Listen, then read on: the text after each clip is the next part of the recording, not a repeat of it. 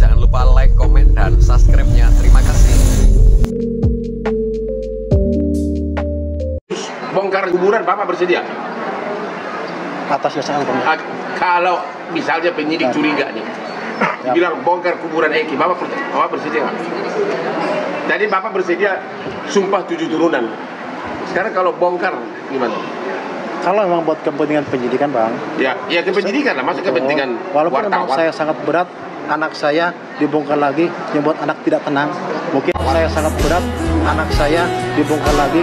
Berapa kali Saka Tetal mengalami penyiksaan? Banyak, sama, banyak. Apa yang disampaikan? Dampak dari pemukulan itu harus mengakui atau apa? Harus mengakui, Pak. Apa benar disiksa, Pak? Tidak ada, Pak. Karena Itu katanya disiksa, digoreng atau di apa tuh? Menyerahkan di reskim, posisi masih itu dan itu kami foto, Pak. Ada dokumentasinya. Bukan, para pelakunya ini loh. Para pelaku apa benar disiksa makanya mau ngaku? Tidak ada. Tidak ada.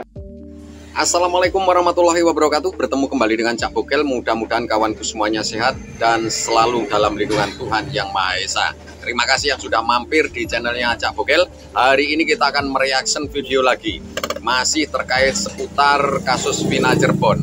Dan ini ada beberapa video menarik terkait sumpah pocong ya, dan pembongkaran makam Eki. Bagaimana videonya? Halo, assalamualaikum Netan.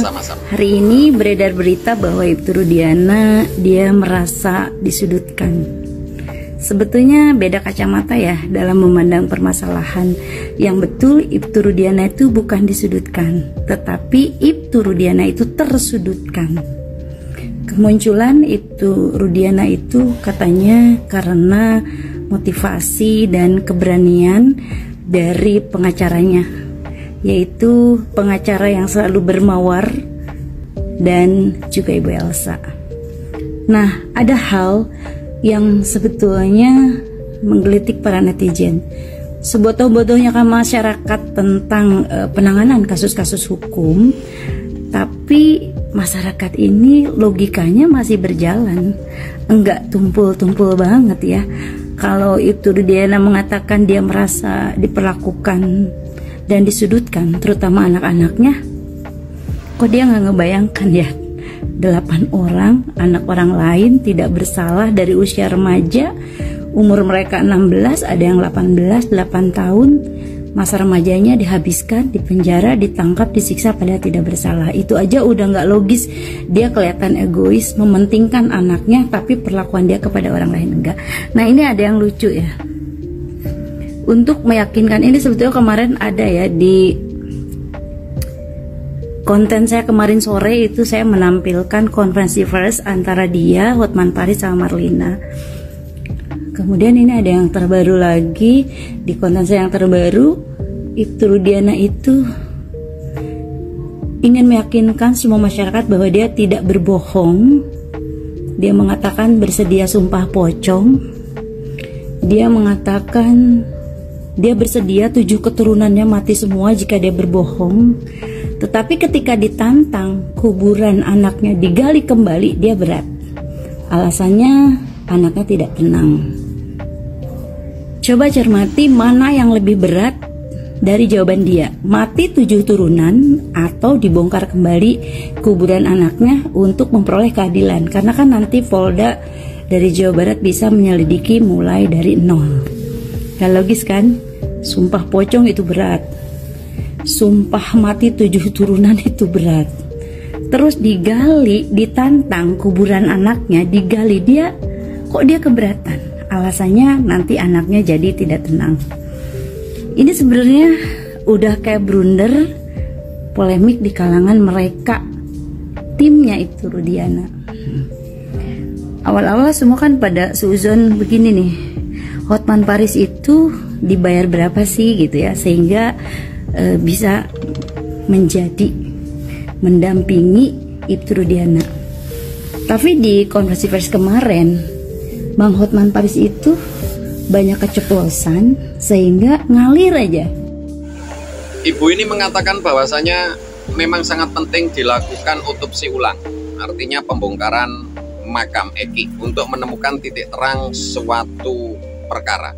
Namun sepertinya Ibtu Rudiana ini merasa keberatan untuk pembongkaran makam Eki dilakukan kembali. Ya. Apalah artinya dengan sumpah pocong yang sangat berat itu? Apabila Sakatatal sudah berani bersumpah pocong, kenapa Rudiana tidak? Akan kita lihat bersama-sama. Rudiana juga ngalir menjawab ini, ngalir menjawab itu. Sampai pada satu titik kesimpulan, ini polisi pintar banget cuci tangan. Kenapa? Dia menggiring opini publik nanti bahwa kalau ini sebuah rekayasa, misalnya ini bukan tindak pembunuhan, pelecehan seksual, tetapi ini karena laka lantas atau kecelakaan tunggal, seolah-olah yang menciptakan skenario bahwa ini adalah proses pembunuhan, kemudian pelecehan dan sebagainya itu Aep, biangnya beserta Dede.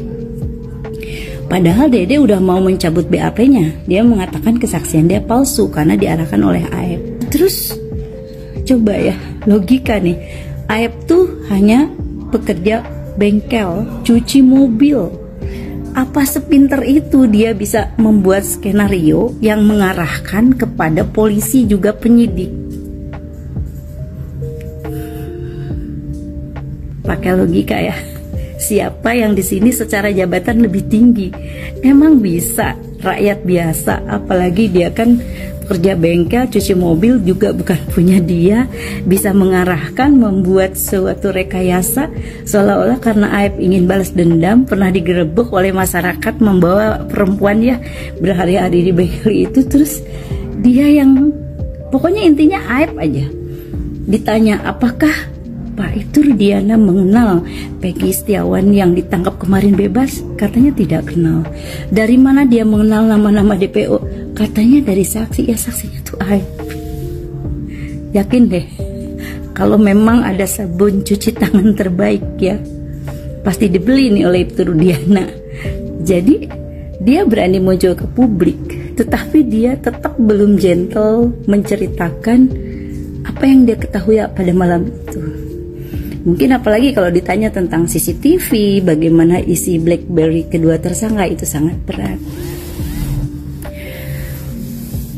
Kalau melihat dari konversi pers kemarin itu, saya salut juga sih sama Hotman Paris ya. Dia menggiring pertanyaannya itu gini loh. Kalau, maaf ya, saya bukan sok-sokan sebagai orang sekolah ya. Kalau dalam dunia riset, itu ada namanya pertanyaan terstruktur. Jadi kalau Bang Hotman ngejawab A, dijawab A, tapi masih butuh data, Bang Hotman bertanya A1, dijawab A1, dia keluarin lagi A2, dijawab A2, sehingga kok Ibtu Rudiana itu terus mengeluarkan hal-hal yang justru itu dia membuat dia tersudut, bukan dia disudutkan. Padahal dari kemarin-kemarin sudah rame ya. Masyarakat itu sudah ramai memberikan tantangan bagaimana kalau makam almarhum Eki ini dibongkar kembali, terus Polda nanti meminta para penyidik itu menyelidik ulang dari nol gitu ya, dari nol. Justru ini lebih clear ya, karena pada saat 2016 itu kalau lihat bagaimana kronologi persidangan 2016 kan hal-hal yang secara prosedural itu banyak yang dilanggar ya oleh polisi juga oleh penyidik.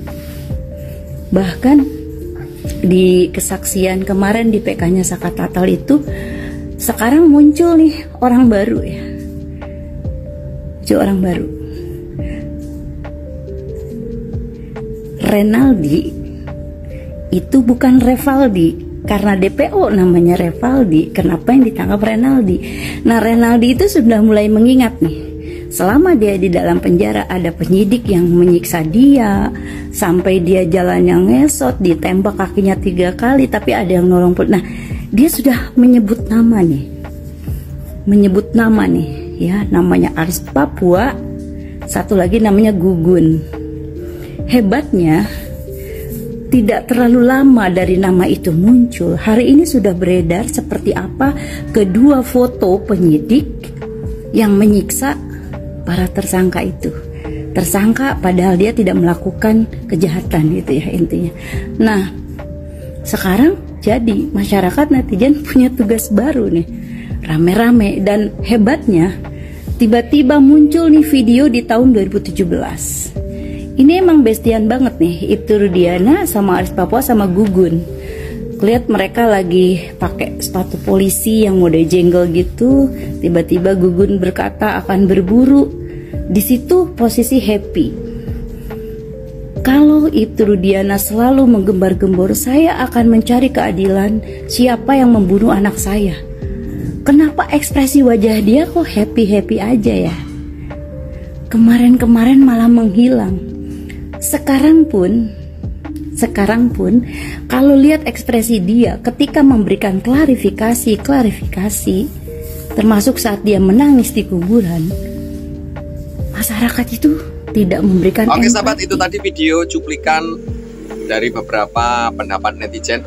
Mudah-mudahan kita bisa mengambil kesimpulannya, dan kalau ada komen tolong tulis di kolom komentar ya.